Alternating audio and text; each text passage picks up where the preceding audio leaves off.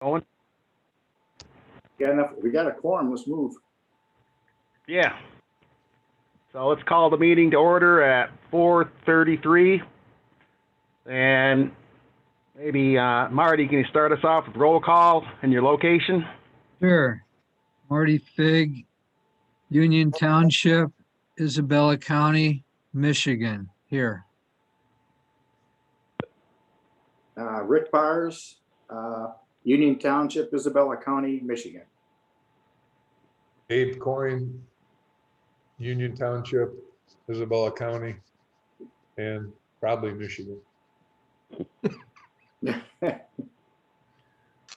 Ryan Milkey, Union Township, Isabella County, State of Michigan. Jeff Robert. Sweet, Jeff ahead. Sweet, Union Township, Isabella County, State of Michigan.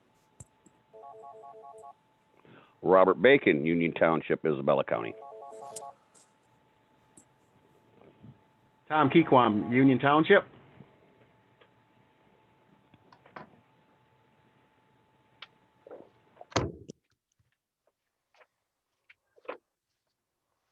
And moving on to agenda item number 3, the approval of the agenda. Can I get a motion there? I'd I'll like make to a motion to approve the agenda. Support, report. Byers. We have a motion by Mr. Coyne, supported by Mr. Bars, to approve tonight's agenda. All in favor, say aye. Aye. Aye. Any opposed? The same. And the agenda is approved. Thank you.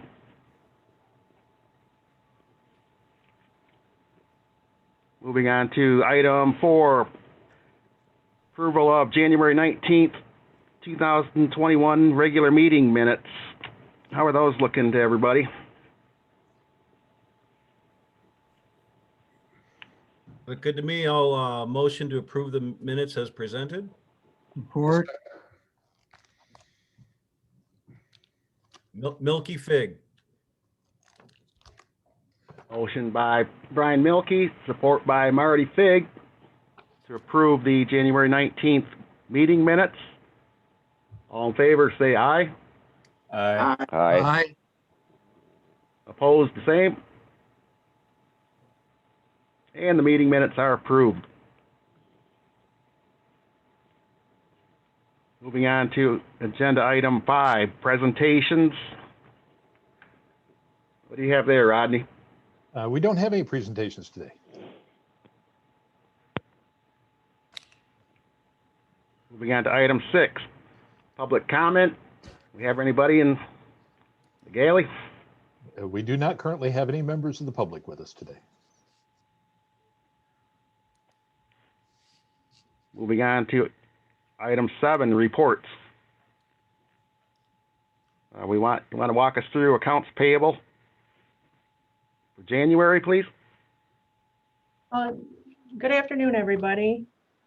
We have accounts payable for the East EDA, Consumers Energy, a payment in the amount of $934.16. And we have a payment to Doug Small Engine for plowing the sidewalks on the Pickard corridor for $2,100. And we also have a payment to MMI for maintenance around the park benches on the Pickard corridor for $246. The total of those checks is $3,280.16. Are there any questions?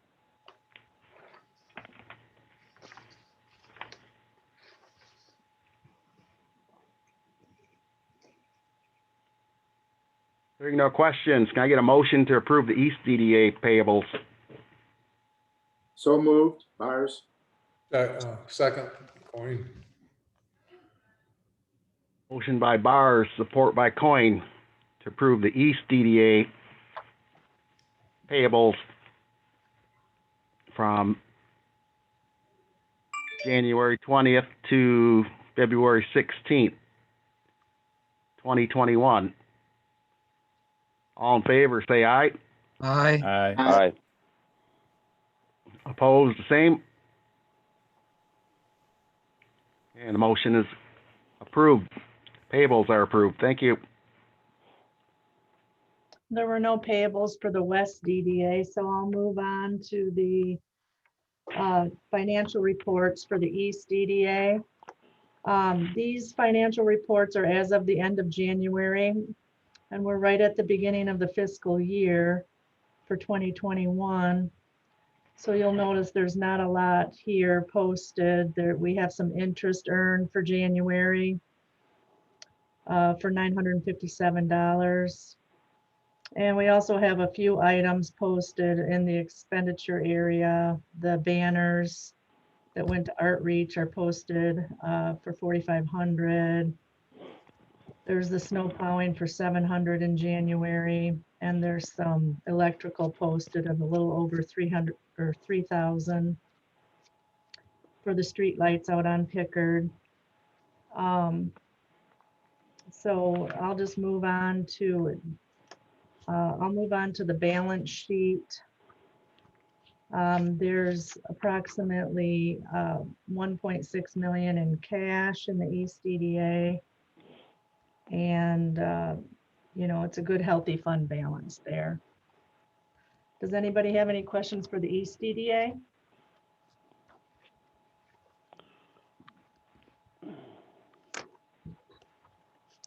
Hey, Sherry, I have a question. Not a question, but just a comment. We have like 1.6 million. I know we have some obligation. I'm not too sure what we have planned from that fund for this year. And maybe that should be brought up under new business or something. I'm not too sure which way to approach it. But do you know off the top of your head what obligations that we have this year? Other than, I know we have the Jameson Park. Yeah, I don't know. I wouldn't be able to give you a thorough answer right off the bat, but I could make that part of the next month's presentation. That would be fine with me. I'm just Okay. curious. Yep, I sure can do that.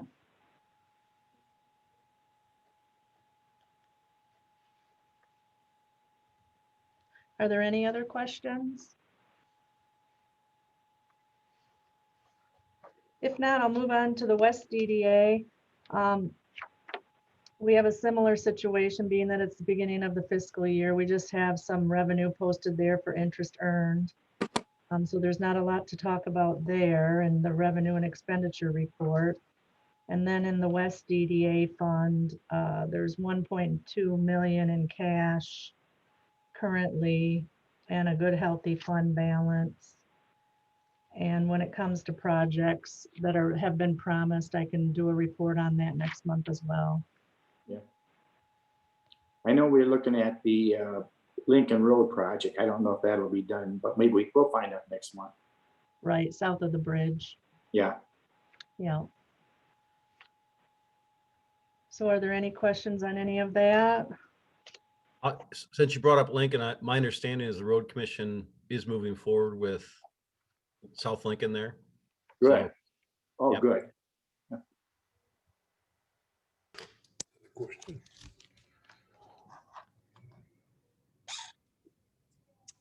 Okay, if there's no further questions, thank you, everyone. Thank you, Sherry.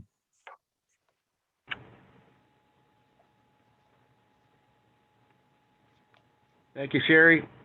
So let the record show the financials were received, presented, and filed.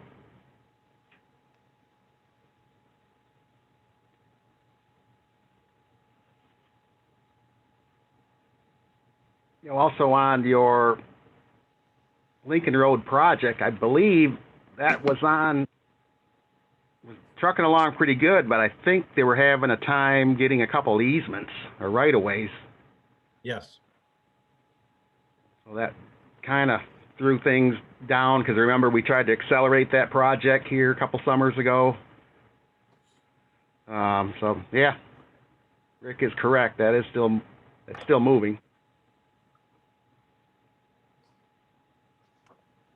Also in your packet on 7C, just for your information, you have the board member matrix.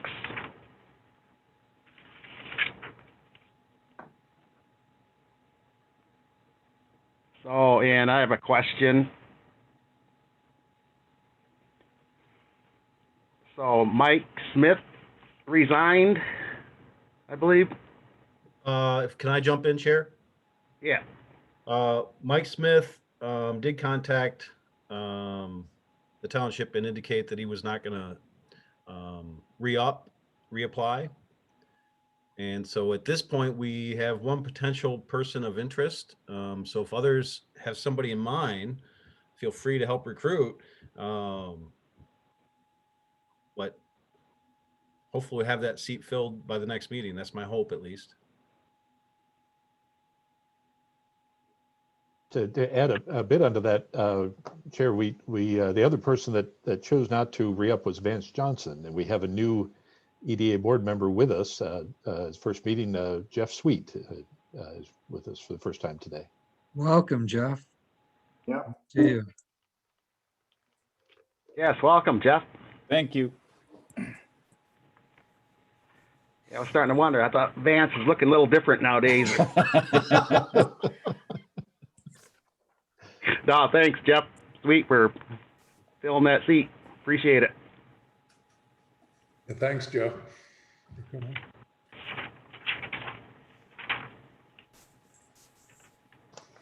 Moving on to item 8, new business. What do you have there, Rodney? 8A, updated EDA bylaws. Yes. So Tom, I'm not trying to kick you out of your job, but we do need to re-elect you occasionally, and it has been apparently a very long time since that's been done. I went looking for bylaws for the Economic Development Authority and could not find them, actually. The only bylaws I found were from the old East DDA board that dated back to 1991. And so we in order to set up our elections and such, we do need to adopt new bylaws, and our state act 57 says we should have bylaws govern our procedures. So what you have in your packet is a set of draft bylaws. We're not asking you to take any action today on these. So what we do is we introduce them here, and then you're welcome to, if you're comfortable with them, take action at your next meeting to adopt them. And ultimately then, if you when you adopt the bylaws, they would go to the Board of Trustees for their final approval. The bylaws essentially that are in here cover the business as we do it. The one significant addition that I would note is really related to elections, and that is on page 2 of the bylaws, page 15 of the packet. Under Article 3, officers, it notes that at the regular meeting in May of each year, we would have an election, and that election would cover a chair and a vice chair for a term of 1 year. So if we did elect these bylaws, we would then have an election process take place at the May meeting. The only other item I would note, you'll see right above that, the conflict of interest policy, which should be surprised about, but just very, very straightforward. And beyond that, I'm happy to answer any questions you may have about this.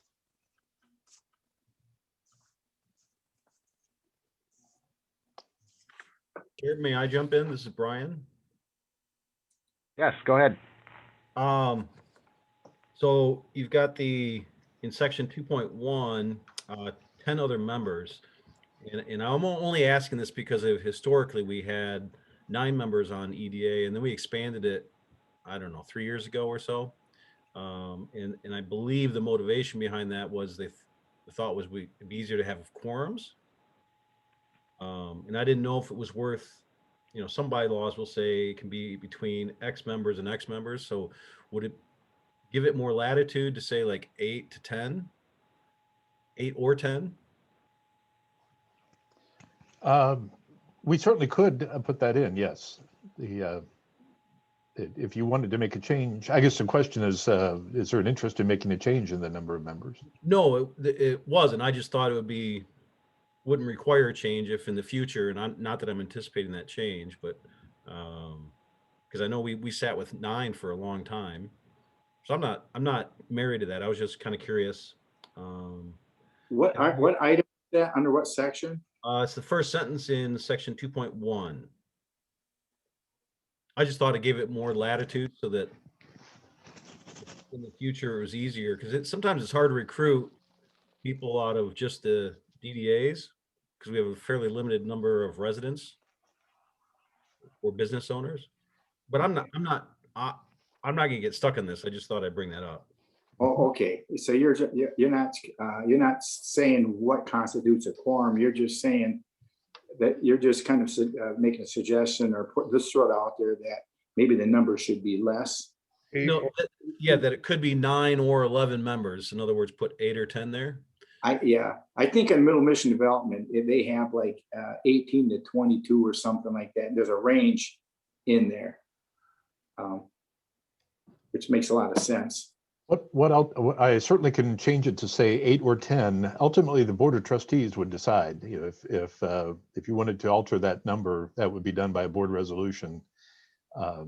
So for purposes of the bylaws, I can certainly make the change to say 8 or 10. That way, the bylaws are set whichever way you decide to go. And I had in this section, I had one other question, and it's the second paragraph, first sentence. It says, shall be persons having an interest in property. What I wasn't sure in reading that, does that mean that they have to be at least part owner in property? or can they just work at an establishment and have interest?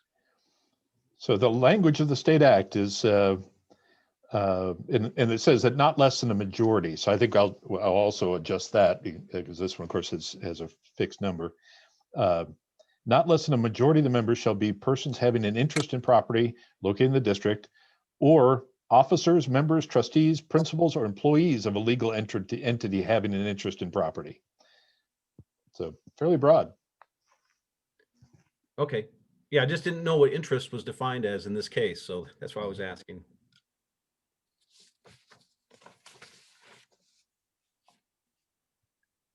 I guess if I may, I only had one other question on this. Yeah, go ahead. Section 2.3, the last sentence. This has to do with essentially removal of somebody, I'm assuming, in the event that the Board of Trustees excuse someone from serving for nonfeasance or malfeasance or misfeasance. That's why that sentence is in there. Should it say removal of a member may be subject to? Because it almost, the way I interpreted it, I'm not a lawyer by any means, is that it sounded like it will be reviewed by the courts. And I'm assuming that's only if the person wants to contest the removal, correct? Right. That is true. Yeah. So we certainly could put may be subject. It's not an automatic, certainly, that's somebody, it's only if somebody contests it. That's all I had. I was watching for you to go one more on number 2.1, Brian, because I had a question at the bottom about the residency, and I thought you were going to get there, but I have a was note there. Yeah, okay. What I was wondering, when it says at least one member, that your resident, I'm assuming, means that your address has to be within the district. Is it one of the districts, or is it one from each district? And is it the address has to be within the DDA? Well, this only applies if we have 100 or more residents in the district. Our district boundaries were pretty carefully drawn to minimize the number of residents that are within them, as they are right now. It's an interesting question. The state act simply said, this is basically language straight out of the state act. The state act also, the state act was originally intended to have one DDA board governing one district. And of course, that's what we once had. But the act also allows the merger to create what we now have, which is the EDA board, and does not get any more specific about the membership of that combined board. So my thought would be is that if a district had 100 or more residents in it, we would need a member on the EDA board that's residing in that district. As of right now, I'm not aware that either district has 100 or more residents in it. So I'm not sure that question applies at the moment, but it's really because the boundaries are drawn in a way to avoid that. Well, is the Oaks subdivision, is that within the DDA, the West DDA? And which would also, I'm wondering if it includes the duplexes that are just to the north of the child care facility. Yeah. And then we also have on the east side, the Union Square. Right. Yeah, And then- you are correct about that. There, you certainly, you're right. There could be. And then there's Arboretum Apartments, which is 55 units. Mhm. We'll certainly take a look at that because you're absolutely right. The West DDA in particular might have, it certainly could, it looks like it could very well have more than 100 residents in it. Because you're right, the Arboretum Apartments in particular has, it gets us close with, and with, when you add those condos, it could easily be there. So I am reading it correctly where we're saying a member, if we hit that 100 level, there would be one board member from the address within the district. That's right, right. So do any of our members currently live in the West? I'm just curious. Or if we Our pass. chairman does. Population. If you, I live in the Oaks. Oh, right. so the Oaks is in the district then, okay, good, I believe it is. cool. Can I follow up on your question, Marty? Sure. So with that, I'm assuming that means we could have 3 at large, the way this is written, Rodney? Right. So we have to have 6 members with interest. If we stay at the 10 other members, that's actually 4, correct? We have 4 at large. Including you, yeah. Yeah, what? Yeah. Oh, not including me, but yes, Well, the 3 not including you. correct. Thank you. And one thing I will say with regards to the timing of this, and this certainly affects the supervisor, but with any of these kinds of things where if something has changed, that let's say we didn't have somebody in the West DDA boundary, we don't have to immediately boot somebody off to get somebody on that fits that bill. It's simply as new members come in, we work to bring the board into compliance with that new standard or updated standard. And you sensed my concern. Oh, thank you.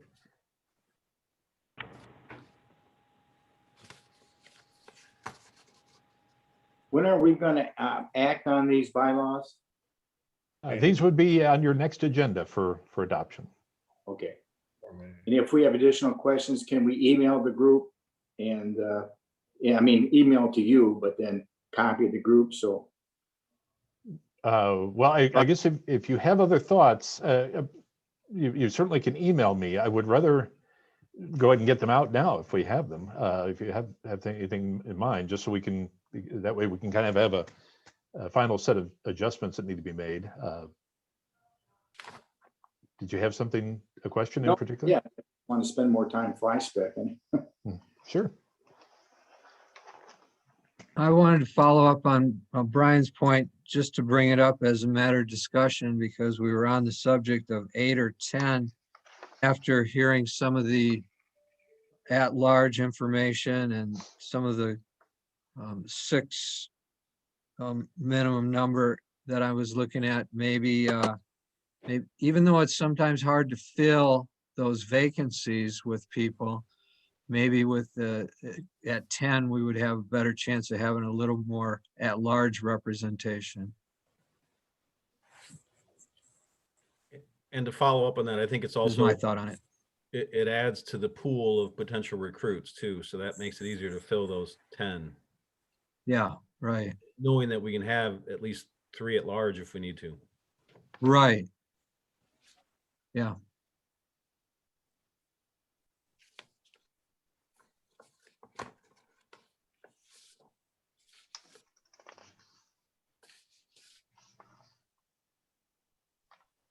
Anything else on this? I mean, my take on it, sometimes we struggle to get a quorum. And I know it's changed a lot since the years I've been on it. I mean, back in the day, there was the East DDA separate from the West DDA. Then we combined the DDAs to form the EDA. And we've just been here at the disposal of the new elect supervisor. I mean, there were some years, I think when John Barker was supervisor, me and Jim Zalad were the only incumbents reappointed to the board back in the day. And then Russ expanded the board. So it's all good conversation, but I'm all about whatever it takes to optimally acquire quorum so we can get business done. Because I know there's been past summers where we've gone 3 months without a meeting simply because nobody shows up. I just don't want to get into that situation. But no, Rodney, appreciate the effort you did bringing this up. Let's say I think we need to get this approved next meeting, but could this still be amended if there were thoughts on it? Oh, certainly. Absolutely. Yeah. What we'll do is we'll take the changes that you've asked for and give you an updated version that'll show those changes. And yeah, absolutely, your next meeting you still could make additional changes if you chose. And it's a simple roll call vote to adopt them. And like I said, the last step is simply the Board of Trustees has the right to have a final approval over them. Yes. Chair, I'm just, sorry. I was going to say, I'm just all about getting us compliant. It's my mission. We can always change it later, but let's just try to get our situation current. But go ahead, Brian. Sorry. I was just going to follow up on your comments. I mean, given your long history on the EDA, back when I served on it, back I think it was about 2010, you were on it then. Do you have a feeling that it was easier to get quorum with 9 or 11 members? Because that's my goal would be to make sure we get quorums as much as possible, right?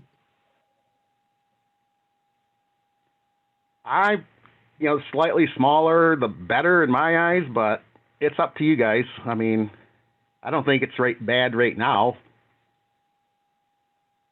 but it's whatever you guys think. And just to be clear, I wasn't suggesting that we reduce the numbers. I just thought if the bylaws had that room in it, that would give some latitude without having to change the bylaws if we felt that 9 was better for that purpose.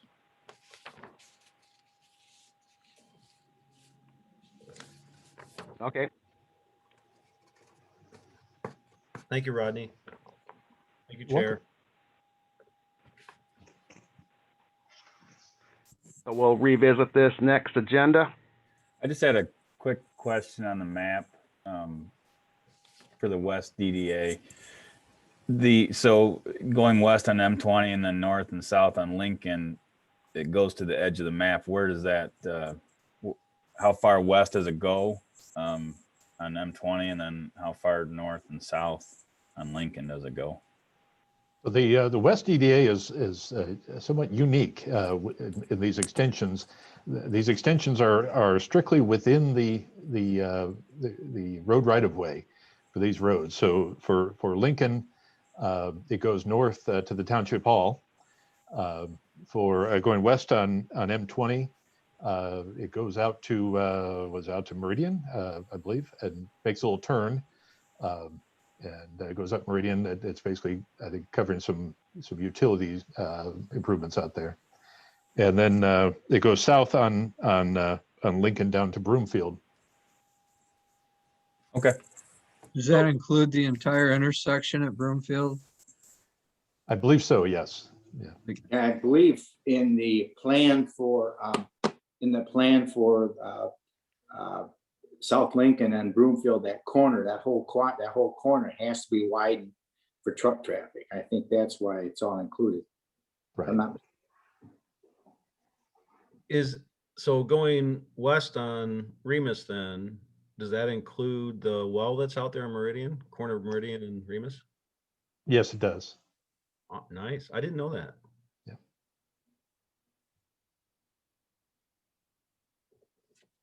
Good question, Jeff. That was helpful for me. Yeah. Did we lose Jeff? It looks like he might have fallen out. No, nope. Oh, there you are. I'm just writing them down. So My apologies.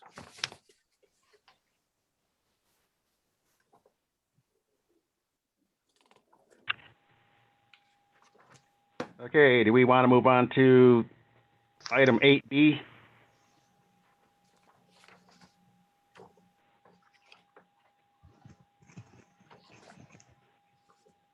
So Kim Smith is with us, and she's going to take care of item 8B. Hello, everyone. Thank you for having me here this evening. So item 8B is a participation agreement between the EDA and the Township Board for improvements at Jamison Park. Some time ago, the EDA requested or paid for and completed a study on Jamison Park and some improvements to be done at the park. That was originally approved in 2018. It took some time to do the study. You had a presentation in 2019, which was pretty detailed in improvements to both the interior and exterior portion of the park. Since then, we have gone out for bids on phase 1. The project was broken into 2 phases for a couple of different reasons. One being that the obviously the funds to do the whole thing was pretty extensive. So we broke it out into 2 phases, and it had to do with interior versus exterior. We broke the list of improvements based on interior and exterior because we are at a time of the year when we would be doing construction that it would be difficult to complete the exterior ones throughout the winter. The construction of phase 1 is happening now. The project was bid in the late fall. We received bids late November, and then the Township Board awarded a bid for construction of the interior improvements to Konwinski Construction in December. The EDA Board had approved a list of improvements that are listed. There was some code-related improvements, exterior improvements, and part of the design and bidding portion of it. And then we had some contingencies. Those are listed on page 1 of the request for board action. So the total that you've had in your budget for a couple years has been $107,000 to cover that phase, or the whole portion of the project. But right now we're only completing phase 1. So phase 1 is $85,598.16. And of that, the EDA would be, the participation agreement we're looking for tonight is $19,714.91, which includes the code related improvements that are being done to the interior of the building, a small portion of contingency, and the design bidding construction observation for phase 1 and 2. When we did the design and for this project, we did both phases in order to have that ready for when the funding is available for the second phase. So what we're asking tonight for is a participation agreement in the amount of $19,714.91 for the phase 1 improvements. And I'm happy to answer any questions if you have any for me. Yes, Kim, Mhm. there's a, on phase 1, alternate 1 and alternate 2, are those issues already resolved since you're already doing construction? Or are those concerns that we need to address here? No, those were part of Konwinski's bid. When we did the bidding for phase one, as we were going through the design process, we found a few additional items that were not apparent during the initial study. So we added those to the bid documents, and those are included in the phase one cost, the overall cost of phase one. Okay, so those have been, were both of them adopted or one? Or- Yes, both or of neither? them were approved by the Township Board of Trustees. Okay, thank you. Mhm.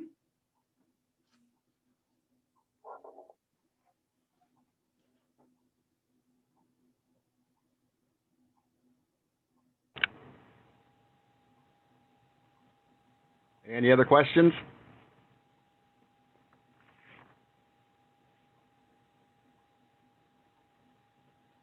Want to say I appreciate you guys continuing the project. I was starting to wonder what happened to this.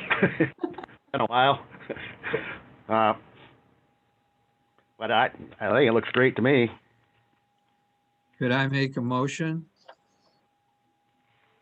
I'd like to move for the approval of the participation agreement with the Charter Township of Union Board of Trustees for Phase 1 of the Jamison Park upgrades in the amount of $19,714.91.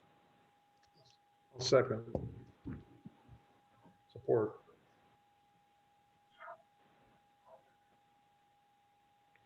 Motion by Fig, support by Mr. Coyne.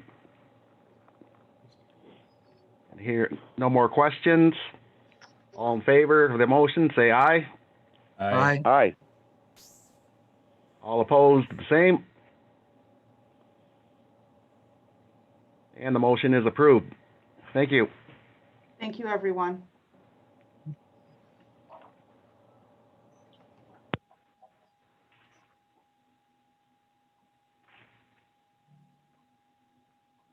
And what do you have on 8C? Thank you. I'll take care of this one. This is related to the Jameson Park improvements. We are put on the agenda a request for a budget amendment, the amount of $104,000 to appropriate funds for the fiscal year from the fiscal year 2021 East EDA budget for completion of the phase 2 improvements to Jameson Park. So as Kim mentioned, this project is divided in two parts. The first phase was focused on the building. It was focused on safety issues, interior improvements, and bringing the infrastructure of that building up to current standards. The phase 2, as notes in our request for board action, primarily focuses on the exterior. And just as a notes there, we include replacement of the chain link fence along the front, which is pretty significantly damaged. Also, and putting in ornamental fencing in that area, new signage, ball field, dugout, and landscaping improvements. So these are really focused on the exterior, focused on visual upgrades, upgrading the visual character of the park. So the funds for these, the Jameson Park improvements come from a number of sources. And that's the second page of our memo. You can see the sources there. We have general fund dollars that have been committed to both phases. You have committed funding to both phases. And we also have been awarded some funding from the Saginaw Chippewa tribe for phase 1. Previous request for funding for the phase 2 work was not awarded. You'll see a balance there in the bottom of that table at the top of page 2. There's a remaining balance needed for phase 2, $103,808. This is to complete the scope of work that Kim was just talking about for phase 2. The reason we're bringing this to you now is and asking you as an EDA board to make a commitment, further commitment to Jameson Park, is really because this park is the principal public gathering place in the East EDA district. We we have really two public areas in the East EDA. One is the road right of way, the sidewalks that we've already done, where we put in park benches and we put in street lighting and we put in sidewalks, and we've kind of created a streetscape, a visual character to that street that we of course augment every year with banners and with holiday lighting. All those elements are, and with flowers, all those elements are very important to establishing a visual character to the area. Well, the park is equally, if not quite as visible, it's equally important because, as I said, it is a central gathering place for the East EDA district. It's certainly far more comfortable for a conversation than sitting on one of the benches along Pickard Road. Benches are very nice. They're actually pretty comfortable, but it's not a comfortable place to have a conversation. And so the Jameson Park really is the East EDA's park. And it is a park that is heavily used. It is used by employees and visitors during the day. We have a lot of employees in the area are seen eating lunch over in the pavilion. We also have a lot of family use, and that's been augmented with the addition of the new play structure that's there that we were able to get in. Kim was instrumental in getting that play structure done, and it has become a very popular item. But in addition to that, this is really about investing in the future of the East EDA district.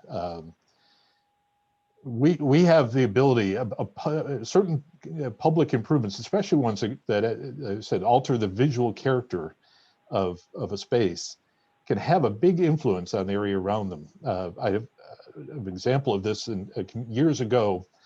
This goes back 20 years now. It goes back to when I was an intern in a local DDA district, actually, working as an intern, and we were given some block grant money. It's a small city, and basically it's money that was going to expire if we didn't use it, and we used it to do a little streetscape project, some park benches, some cleaning up some weedy spots with some brick pavers, and doing a few other improvements, sidewalk improvements. I think we spent $16,000 in block grant money along a strip of road about maybe half mile long or less. And what happened was almost immediately from that, we had businesses that completely changed what they were doing. We had one business that was intending to close. It was a jewelry store. They really thought that there was no future in this area. And they saw what we did with that little bit of money, and they got inspired, and they ended up actually not only not closing, but they ended up redoing the exterior of their building, completely rehabbing it and improving it. Next door, we had a little food place and convenience store that opened up a whole extra business in their place, doing takeout and kind of a deli kind of operation. They had a little seating area out front they created. And both of them cited this little project we did as their inspiration. And both of them had said they were not intending to make an investment before that little public investment was done. So the public investment in Jameson Park, things like the new ornamental fencing, the signage, the landscaping improvements, their exterior improvements, we can't tie them right to a safety issue or anything like that. They actually will have a significant impact on the area around them. They could influence folks that own houses in the neighborhood. They certainly can influence potentially the development of the land along Pickard Road that's in that area that's fairly underutilized. There's a lot of vacant space over there, and our improvement can have a big impact on them from an economic development perspective. So from that point of view, I would strongly recommend that we make this investment by adopting an amendment to the budget to add $104,000 to allow the completion of these phase 2 improvements to the Jameson Park. And with that, I'm happy to answer any questions you may have. What is the total cost, phase 1 and phase 2 complete? I mean, I'm not make sure I had the right numbers here. The 228. The 228 is the phase 2. total Just the cost. two. Yeah, because Phase this 100. budget amendment is really for phase two. Okay, and then phase one was how much? 103 or 103. 103? Mhm. So total cost is gonna be like 330 or something? That's correct. Yes. Okay, all right, that's all I need to know. Thank you. If this was able to get started on within the near future, how long would you anticipate this to take to complete phase two, Rodney? I would defer to Kim on that. So because we did the design of this project at the same time as phase one, we would be ready to go out for bids on the phase two portion of this project in April. And then I would expect that we would be beginning construction in early summer on this, and we would complete that this year. So then the interior and the exterior at Jameson would be completed by the end of the year, is what I would expect. Shovel ready, essentially. It is a shovel ready because we did that design and got all the documents and everything ready for both phases. We would be ready to go ahead and move on that immediately if we had the funding. Sounds like we've already invested some pretty good money into the design for this phase two. At this point already, we put something into the planning. Yes, we have.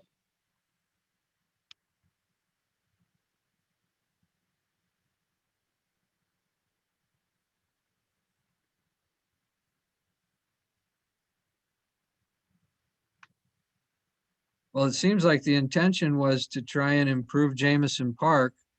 And I defer to Rodney's encouragement to look forward and see what this can do, not only for the present, but for the future.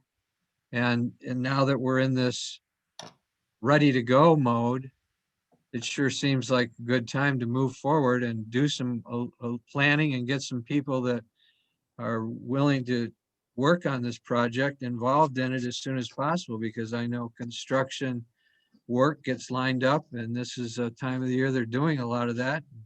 We want to get some of our most reputable builders on it if we can. So I'd be in favor of moving forward with this. Got a motion?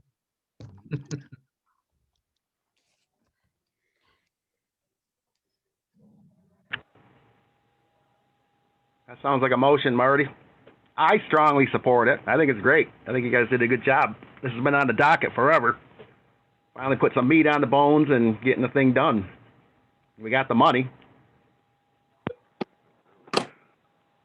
I agree. We started making our list of priorities on Jameson Park 2-3 years ago, so it is good to see something actually getting done. Yep. Can I make a motion? I'd like to move to approve and adopt a budget amendment in the amount of $104,000 to appropriate funds in the fiscal year 2021 East Downtown Development Authority budget for the completion of phase two improvements to Jameson Park, and to recommend final adoption of this budget amendment to the Board of Trustees. Or Did you get support? Yes. Okay. We have a motion by Mr. Fig, support by Mr. Coyne. Hearing no more questions, everybody in favor, say aye. Aye. Aye. Aye. Opposed, the same. And the motion is approved. Thank you. Thank you, everyone. Thank you. You. Quick question on that, Rodney. How much improvement on the ball field is gonna take place, or is that maybe down the road, or was that involved in this as well? Kim, did you want to? Sure, I can answer that. So there's improvement to the dugouts. There's 2 dugouts over there, obviously for each side. There's improvements to the dugouts. There's some improving to the fencing. And at this point, that's about the extent of what we're doing to the ball field over there.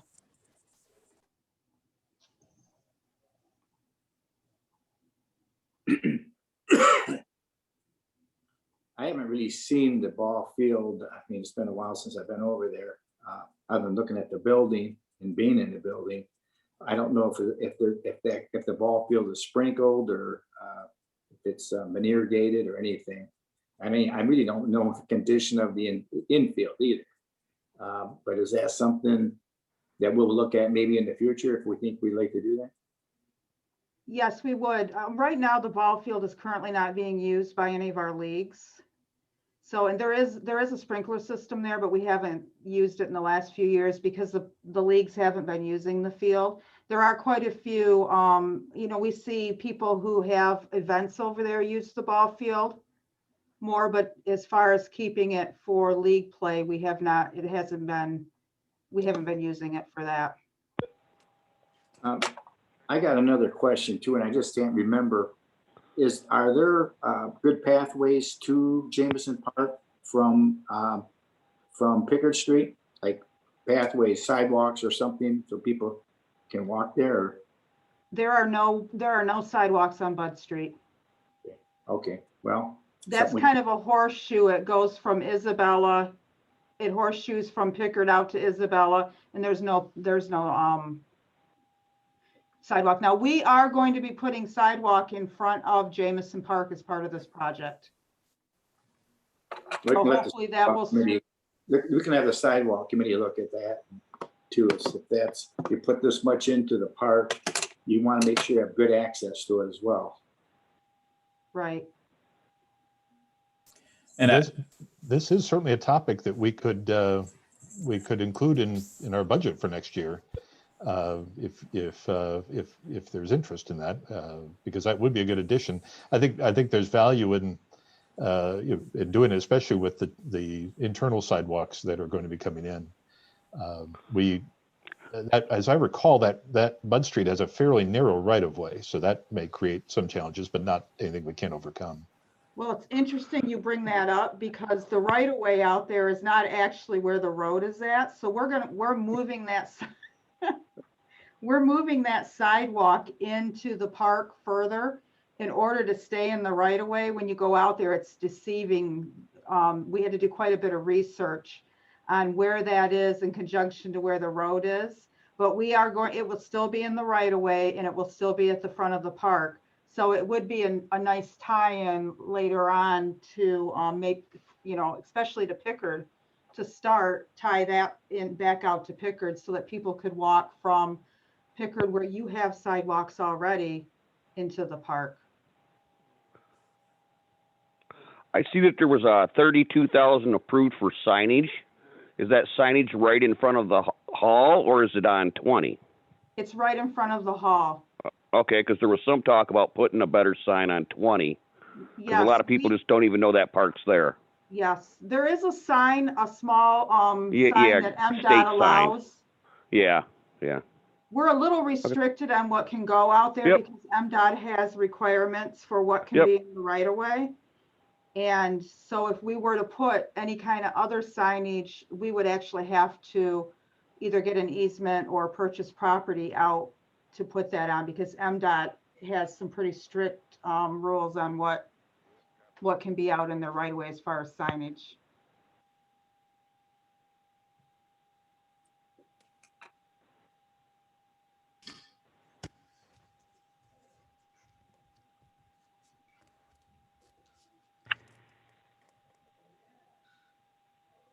Any other comments, questions for Kim?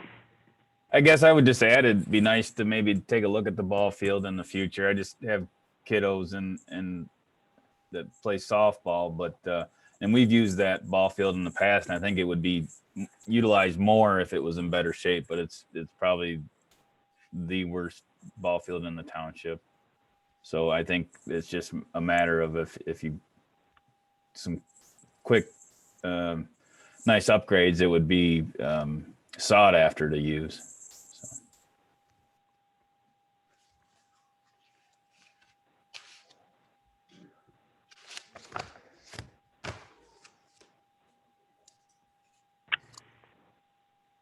Absolutely, Jeff.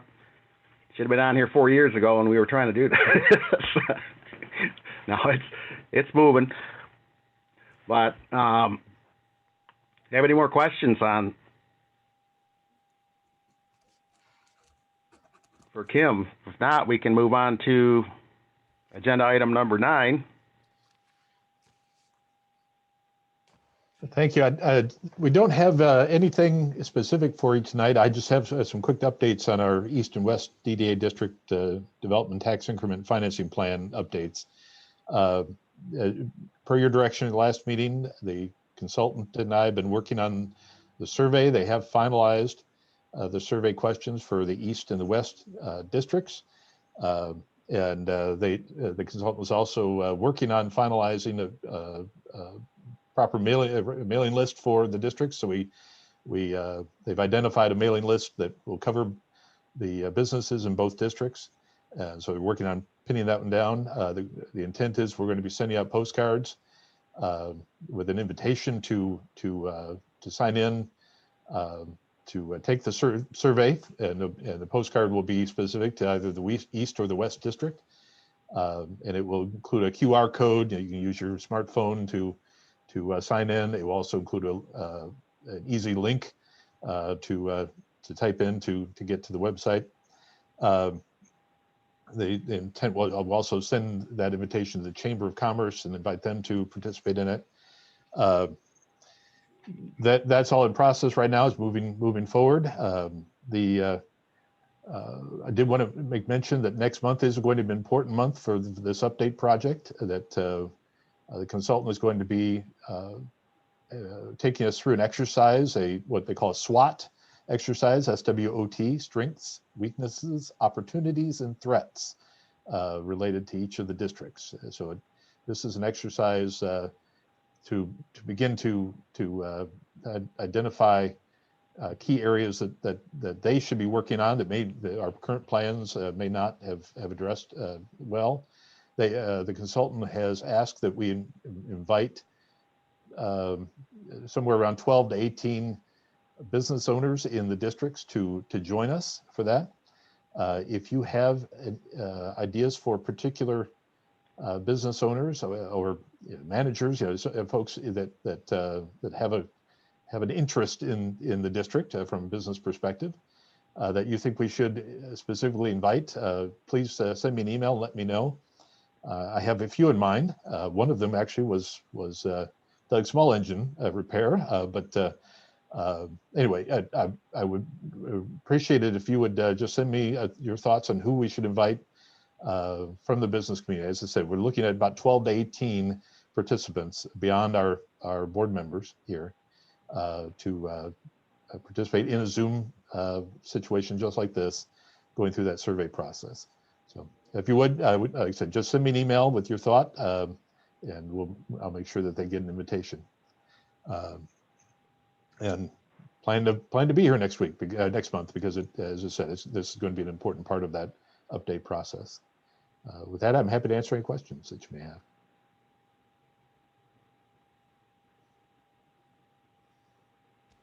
Our meeting next month is what date? Same date, I believe. It is. Yep. It is the same day in March.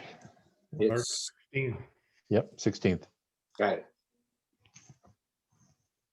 And we'll send out the usual reminders for the meeting, but also I'll send out some more information about what this SWOT process is going to be about as we get closer to that meeting date.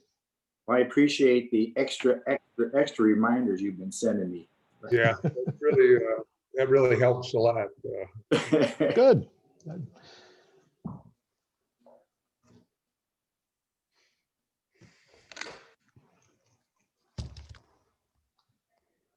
How's our timetable, Rodney, on the repurposing of the districts? The reestablishment we're certainly on time at this point.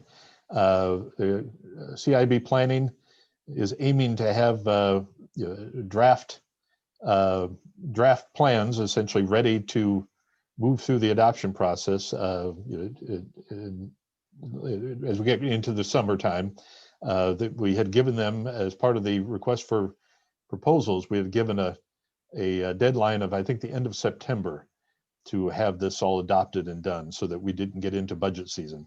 And they're intending to beat that. Thank you. Our deadline is year end, correct? Right, it has to be adopted before December 31st, exactly.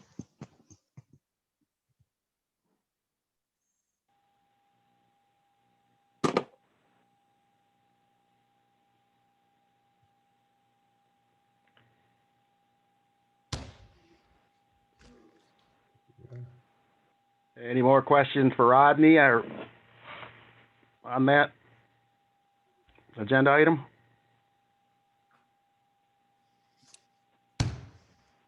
I believe on the backside of your agenda is the next meeting date, page 2.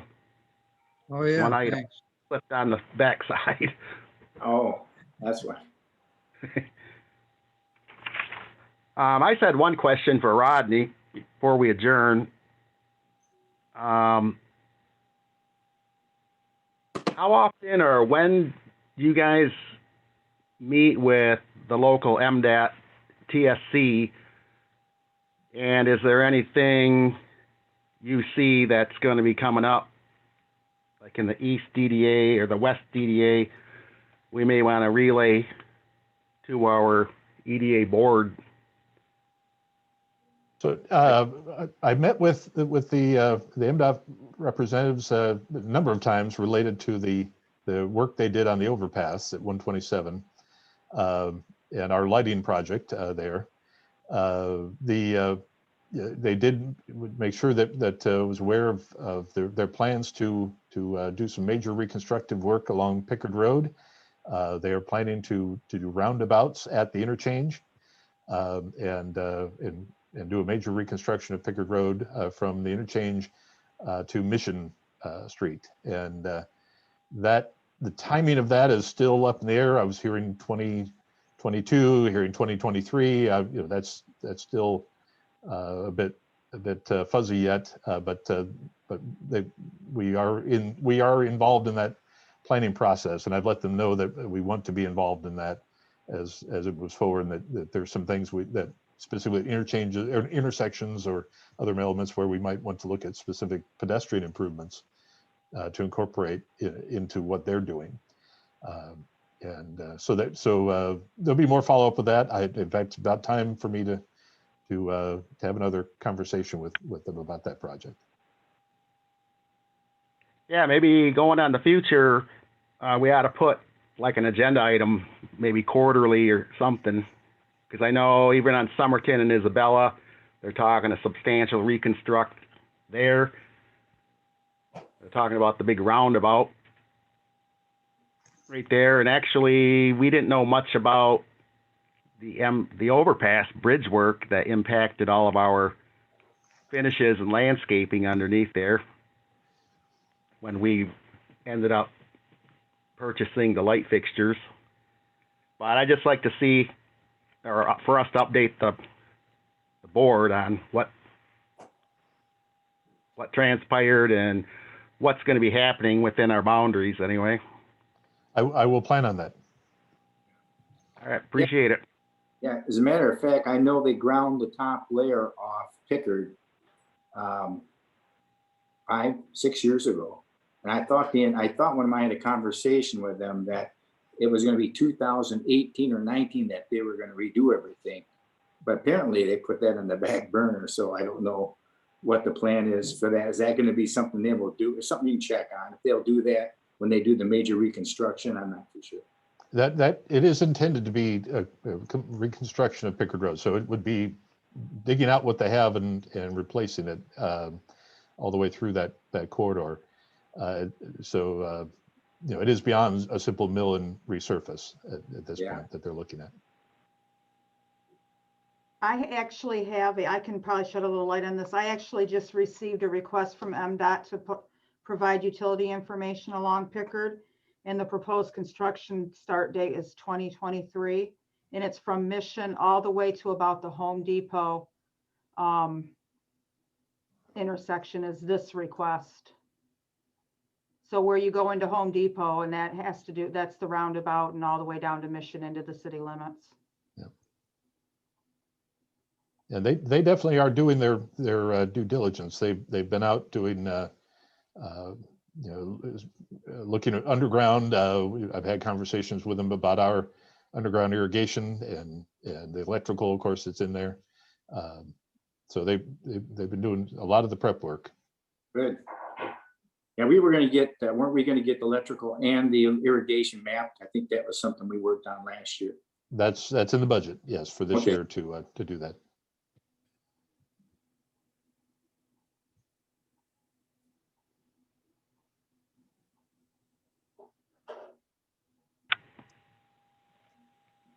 Yeah, like, as part of what Kim was saying, I think like the large truck turning lanes and loons on Somerton in 20, that's like a 2024, 2025 outlook right now they're planning.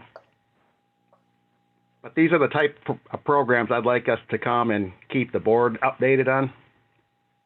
Yep. I will plan on doing that. And I think we just about have everything covered here on the agenda, don't we? Yep. So then we'll just look forward to seeing everybody Tuesday, March 16th. No more questions.